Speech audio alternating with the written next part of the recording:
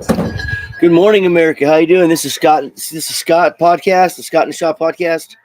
This morning, I want to talk about the wildfires that are going on here in California and the LA area. You know what blows my mind about these fires here, not just in California, but in Oregon, Washington. You know, every time there's a windstorm, or anytime there's a gust of wind, they say it's going to be 20, 30, 40 mile an hour windstorms around here. All these fires always start up. Every summer, it seems like there's 200 plus fires going on in 3 or 4 states at one time. It's like right now, last night, the day before yesterday, when they gave the alert that there's going to be 100-mile-an-hour gusts and winds in the LA area, I looked at my wife. This was before any of it even happened.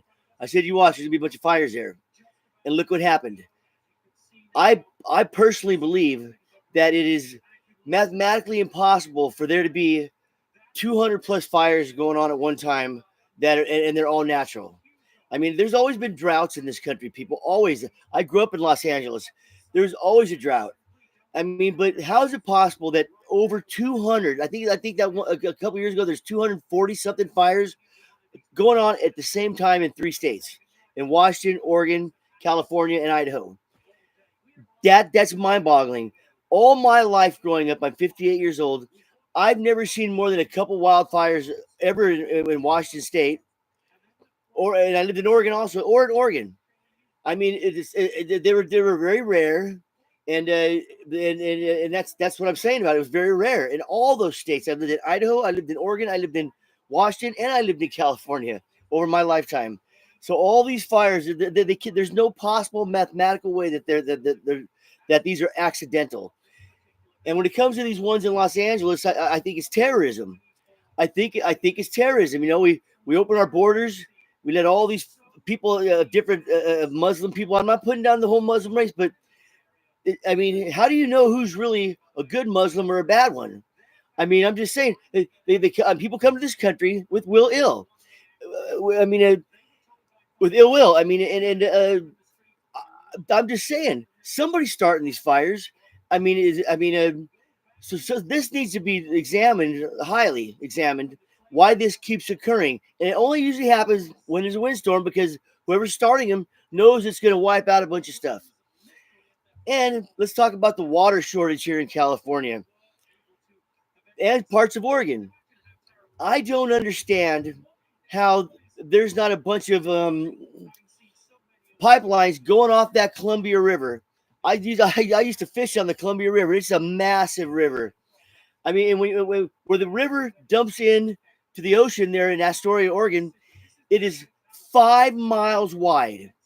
You have the Columbia River when it goes into the ocean. You can go see it yourself. And you pull it up.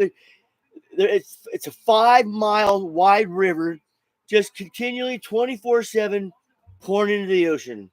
So we have a water shortage here in California, and I don't see how there could be one when there's plenty of fresh water going right into the ocean every day. And I'm not talking little rivers. I'm talking the Columbia River. It's one of the biggest rivers in the country.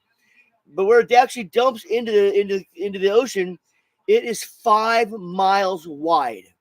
That bridge that goes over from Oregon to Washington, from Astoria over into Washington, is a 5 mile bridge. That's going over the water of the Columbia River. I mean, it's not like it's oil that where if there's a break, it's going to damage the ground or the soil. Or I mean, it's water, fresh water. Why aren't there pipelines coming from that Columbia River all the way over here to California and to parts of Oregon where they need water?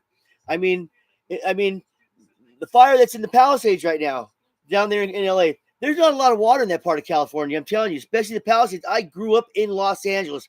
I've been to Burbank. I've been to Pasadena. I lived there until I was 14 years old. There wasn't a lot of water back then. There's not a lot of water now. And right now I live in Oroville, California, where they have the Oroville Dam, one of the biggest dams in the country. I mean, for how much water it holds. I mean, all that it fills up almost every year. I mean, usually, and it's emptied out halfway through the summer going to Los Angeles. I mean, they take all the water from the Northern California, take it all the way down to Southern California. I mean, it's such a waste. I mean, comes halfway through the summer, you go up to the Oroville Dam, Lake Oroville, and you'll see a bunch of houseboats, big old huge houseboats, yacht type houseboats, and they're all lined up right behind each other in this big, huge reservoir because it's this wide now. There's only enough room for them to have the boats in there, one right behind each other. And then if it gets any worse than that, they have to take them out with their trucks. Again, I mean, a semi has to come in and they have to pull them out of the water because there's no water. It almost drains out empty. So where are these pipelines coming from? From the Columbia River? I mean, the Columbia River is so massive. There's 6 dams on that river, hydro dams, including Grand Coulee, one of the biggest dams in the world in the United States, especially the United States, if not the top 3. I mean, it's a massive dam. I mean, nothing makes sense anymore. And when it comes to freshwater drinking, how come? I mean, so we can save on water. Why isn't there a desalination plant along the coast of California? There should be one of those desalination plants every 10 miles over along this coastline. And so there's plenty of drinking water for everybody to water their lawns or whatever. I mean, they have them all over Dubai, all over, Saudi Arabia. I mean, by the coastlines there and all that. I mean, that's where they pipe their water in. There's not a lot of water there. I mean, yeah, you go to Dubai, they even have an inside ski resort. I mean, there's so much you could do. I mean, if the country, especially the state of California, starts spending their money in a manner that benefits the state and not just the illegal aliens and welfare programs. I mean, all this. I mean, you get taxed the shit out of here in California, people. I'm telling you, you can go buy a car that's 55, 60, 70 years old that's on bricks, and you still got to pay to license that car. It's called a non-op. I've never seen that in any other state I've ever lived in. A non-op, a car that's not even doing any damage to the roads or anything. It's just you're sitting there restoring it, and they still want you to pay a tax on it. They're even talking about an air tax here. I mean, so all these ways they tax our money. They tax you for your money. What does it go for? I mean, we got wildfires going crazy in this state. I mean, people dying, houses getting burnt down. I mean, on the regular anymore in 4 states, but California is real bad, and they don't know. They can't figure out why. This is terrorism, people. I'm telling you, it is impossible for there to be 200 plus fires roaring at one time every single summer anymore in 4 states. I mean, it's impossible, So I mean, my whole life growing up, I only seen a few, and I lived in all those states. When I lived in Oregon for 4 years, there's 2 fires. When I lived in Washington for 15 years, 20 years, I seen 2 major forest fires. I mean, I don't get it. I mean, well, I do get it. They don't get it. I mean, but there should never. These fires need to be examined.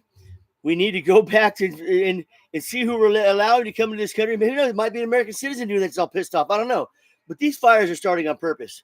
They are not accidental. They're not. Every time a windstorm comes, there's major fires going on here.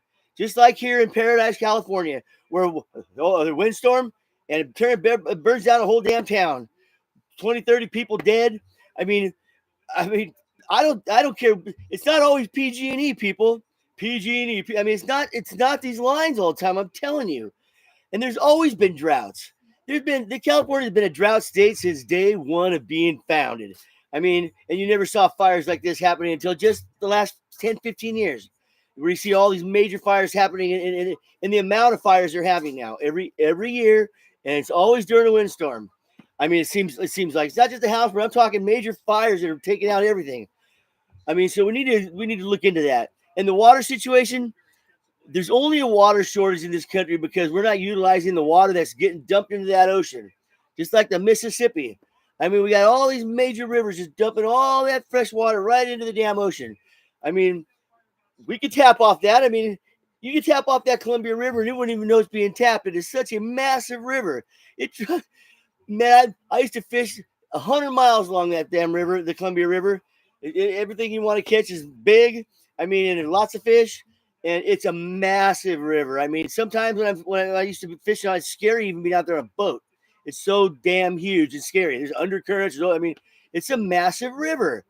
I mean, 5 miles wide when it dumps into the ocean. So there shouldn't be no water shortages in any of these states, especially around the Columbia River. That's how massive that river is. I mean, I just went and saw my dad not too long ago. We drove up to see the Grand Coulee Dam and 100% full, always water. Oh, I mean, I'm telling you, as it goes down to the ocean, it just gets bigger and bigger and bigger and bigger. So fires that should be happening, water shortages that we should have.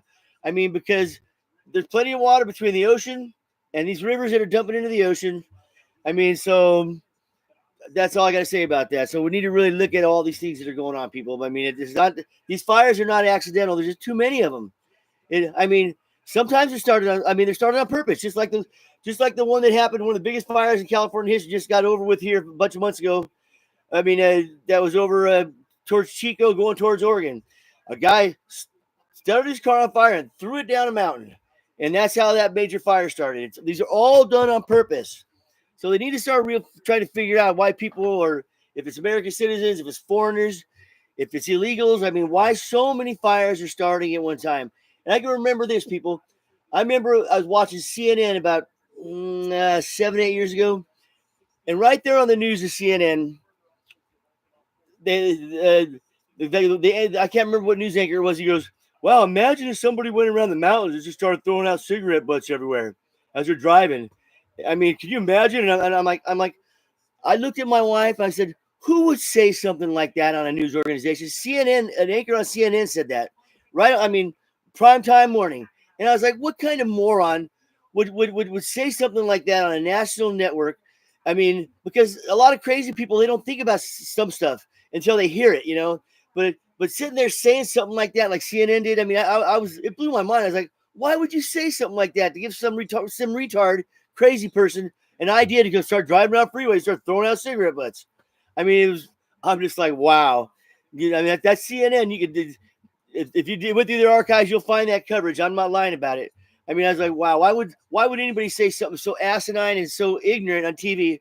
I mean, to get some crazy person to start thinking of something they may have never thought of before on their own. I mean, some people are crazy, but they're stupid. But until they hear somebody say something crazy and stupid, they would have never thought about it themselves. So these networks and people on TV need to really watch what they're, especially on news organizations and these networks, because they need to watch what they say, because sometimes what they say matters. You know what I mean? So anyway, this is Scott in a Shot. I'm out here. You guys have a great day.